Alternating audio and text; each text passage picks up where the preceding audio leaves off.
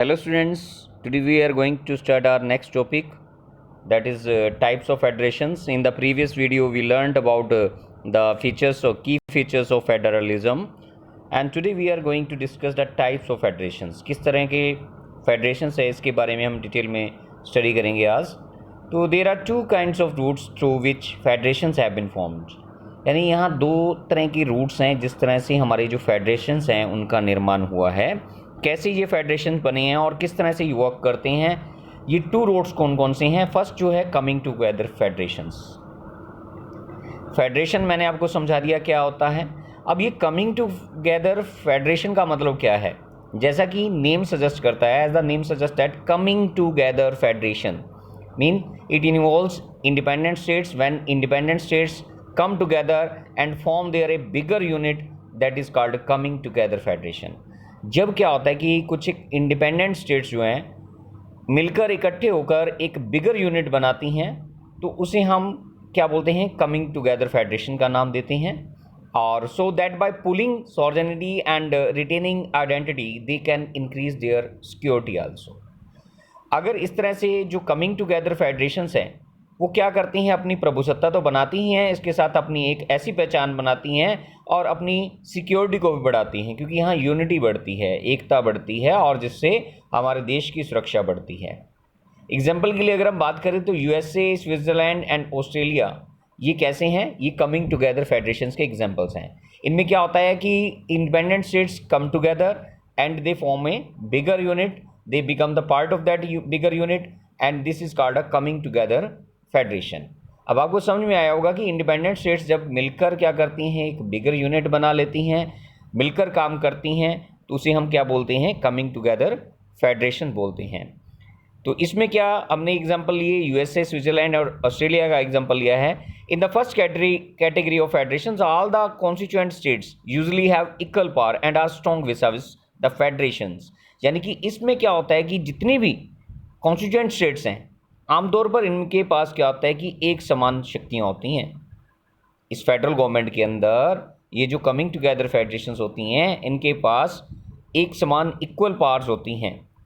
और अगर हम दूसरे रूट की बात करें, द सेकंड रूट कौन सा है, the second route is a very large country decides to divide its power between the constituent states and the national government. क्या होता है कि जब एक बहुत बड़ा देश क्या करता है, अपनी पावर्स को डिवाइड करने का निर्णय ले लेता है कि ये कॉन्स्टिट्यूएंट स्टेट्स में और नेशनल गवर्नमेंट के बीच में अपनी पावर का डिस्ट्रीब्यूशन कर लेगा. जैसे कि इंडिया के अंदर है, क्या होता है कि सेंट्रल लेवल की गवर्नमेंट की पावर्स अलग हो जाती हैं और स्टेट गवर्नमेंट को अलग से पावर्स दे दी जाती हैं, यानी पावर का डिस्ट्रीब्यूशन कर दिया जाता है, डिसेंट्रलाइजेशन कर दिया जाता है. तो उसे हम क्या बोलते हैं, holding together federation. It is where a large country क्या करती है, decide to divide its powers between the constituent states and the national government. Example India, Spain and Belgium. इसमें हम एग्जांपल लेते हैं इंडिया का, स्पेन का और बेल्जियम का. आपने बेल्जियम मॉडल के बारे में पढ़ा, इंडिया के बारे में आपको पता है, हम इंडिया कंट्री के अंदर रहते हैं. तो इंडिया में भी क्या है, एक होल्डिंग टुगेदर फेडरेशंस है कि बहुत बड़ा देश है और ये अपनी पावर्स को डिस्ट्रीब्यूट कर देता है कॉन्स्टिट्यूएंट स्टेट्स के बीच में और नेशनल गवर्नमेंट के बीच में. इनके अलग अलग सब्जेक्ट्स होते हैं. मैंने आपको कल भी बताया था कि उसमें हमने डिस्कस किया था कि स्टेट्स गवर्नमेंट की अलग से पास होती हैं और स्टेट गवर्नमेंट जो है सबॉर्डिनेट नहीं होता किसी भी तरह से, यानी कि वो इंडिपेंडेंट वर्क करती हैं स्टेट्स. हमारे इंडिया के अंदर जिस तरह से इंडिपेंडेंट वर्क करती हैं, यानी वो सेंट्रल गवर्नमेंट के प्रति जवाबदेह नहीं होती, अकाउंटेबल नहीं होती, इंडिपेंडेंटली वर्क करती हैं. तो ये था होल्डिंग टुगेदर फेडरेशन और कमिंग टुगेदर फेडरेशन. ये 3 मार्क्स का क्वेश्चन बहुत ही इंपॉर्टेंट है. अगर हम एग्जामिनेशन पॉइंट ऑफ व्यू से बात करें तो this is the most important question. तो बच्चे ये भी क्वेश्चन आपने नोट करना है अपनी नोटबुक के अंदर और लर्न करना है. आगे बढ़ते हैं हम. 3 लिस्ट ऑफ कॉन्स्टिट्यूशन. हम सब्जेक्ट्स की बार बार बात कर रहे थे कि किन विषयों पर कानून बनाने का अधिकार किसके पास होता है. हमने अभी बात की कि एक यूनियन गवर्नमेंट होती है, तो स्टेट गवर्नमेंट्स होती हैं. थर्ड टायर जो हमारे देश के अंदर है, इंडिया के अंदर है, दैट इज़ लोकल गवर्नमेंट का टायर. 3 तरह की जो लेवल बताए हैं हमने गवर्नमेंट्स के. फर्स्ट में हमने सेंट्रल गवर्नमेंट की बात की, यूनियन गवर्नमेंट की बात की, फिर हमने स्टेट गवर्नमेंट या रीजनल गवर्नमेंट्स की बात की. अलग अलग देश में अलग अलग नेम दे दिए जाते हैं. हमारे इंडिया के अंदर जो थर्ड टायर है जिसे हम लोकल गवर्नमेंट का नाम देते हैं, तो उसमें इनके क्या किए गए हैं कि जो यूनियन लिस्ट बना दी गई, स्टेट लिस्ट बना दी गई, कंकरेंट लिस्ट बना दी गई, 8th क्लास में भी आपने इसके बारे में पढ़ा था, डिटेल में ये चैप्टर था। तो अब हम बात करते हैं कि कौन कौन से विषयों पर किस गवर्नमेंट को अधिकार होता है कानून बनाने का। The constitution clearly provides a 3/4 distributions of legislative powers between the union government and the state governments, that thus it contains 3 lists। जो हमारा संविधान है क्लियरली क्या करता है, ये 3/4 डिस्ट्रीब्यूशन करता है। हमारी जो लेजिस्लेटिव पावर्स हैं उनको भी, हमारी जो लेजिस्लेटिव यानी वैधानिक जो शक्तियां हैं, कानूनी जो शक्तियां हैं यूनियन गवर्नमेंट के बीच में और स्टेट गवर्नमेंट के बीच में क्या कर देता है, इनका 3/4 डिस्ट्रीब्यूशंस कर देता है। तो कौन कौन सी ये 3/4 डिस्ट्रीब्यूशंस है, दस इट कंटेन 3 लिस्ट हो गई इसके अंदर। यूनियन लिस्ट सबसे पहले क्या आती है, union list. It includes subjects of national importance.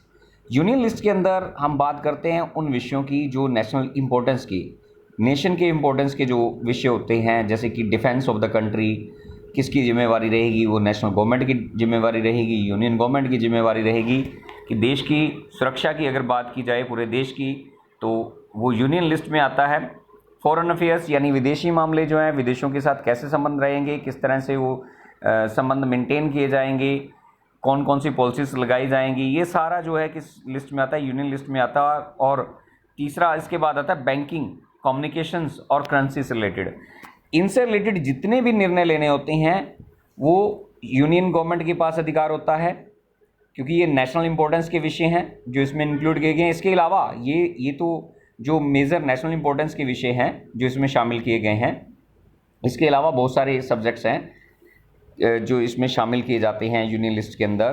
तो यूनियन लिस्ट के अंदर जैसे हमने कम्युनिकेशन की बात कर रहे हैं, बैंकिंग की बात कर रहे हैं, करेंसी की बात कर रहे हैं, तो ये जो है किसके कौन इस पर निर्णय लेता है, the union government alone can make laws relating to the subjects mention in the union list. यानी यूनियन लिस्ट के अंदर जो मेंशन किए गए हैं विषय, उनके ऊपर कौन गवर्नमेंट बनाती है, यूनियन गवर्नमेंट को ही कानून बनाने का अधिकार होता है। आपको समझ में आ गई होगी, क्योंकि they are included in this list. Why these are included in this list, because we need a uniform policy on this matters throughout the country. यानी हमारे को पूरे देश के अंदर इनके ऊपर एक जैसी पॉलिसी चाहिए होती है, इसीलिए नेशनल गवर्नमेंट के पास ये अधिकार होता है पूरे देश के ऊपर कानून बनाने का, पूरे देश के लिए बैंकिंग का, फॉरेन अफेयर्स का, कम्युनिकेशन का, करेंसी का। इसके अलावा बहुत सारी टोटल 97 जो सब्जेक्ट्स हैं इसके अंदर इंक्लूड किए गए हैं यूनियन लिस्ट के अंदर। और स्टेट लिस्ट की अगर हम बात करें तो it contains subjects of state and local importance such as police, trade, commerce, agriculture and irrigation. State list में कौन से विषय शामिल किए जाते हैं, जो स्टेट के सब विषय होते हैं, जो लोकल इंपॉर्टेंस के होते हैं, जैसे पुलिस का मामला है, अलग अलग गवर्नमेंट मतलब स्टेट गवर्नमेंट के अंदर अलग अलग पुलिस महकमा काम करता है। इस तरह से ट्रेड की भी इनकी अपनी पॉलिसीज़ होती हैं, इनके ऊपर स्टेट गवर्नमेंट्स निर्णय लेती हैं। कॉमर्स, वाणिज्य कैसे करना है, एग्रीकल्चर प्रोडक्शंस, इरिगेशन से रिलेटेड, इन सब से ये जो एक इम्पोर्टेंट विषय ले गए हैं हमने। इसके अलावा भी बहुत सारे विषय होते हैं जिनके ऊपर स्टेट गवर्नमेंट को अधिकार होता है कानून बनाने का।